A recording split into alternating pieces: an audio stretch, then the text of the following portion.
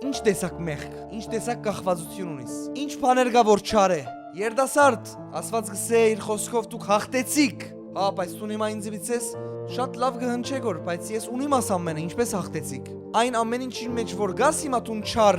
զել չի ադի քու ջագադակիրը դեր։ Ադիկա պատճառներ ունի, բայց մարդիկական մեզի գտիդեն դու նատ վիճակին մեջն ես, որ ցանցրացար այլևս կուզես կոր ազատվիլ։ Դու չես ուզեր կոր, բայց գնես կոր։ Անունը ինչ է քու կյանքիդ մեջ աճ չարին չեմ գիտեր, ինչ մեղք է, ինչ բռնվածություն է, գրնալալ պորնոգրաֆիայի բռնվածություն է, բայց աճ չարին դուն հաղթեր ես եւ պետք է հաղթես Աստծո խոսքի համաձայն։ Դու գրնաս ինձի բաժարապանություններ դա լսելով,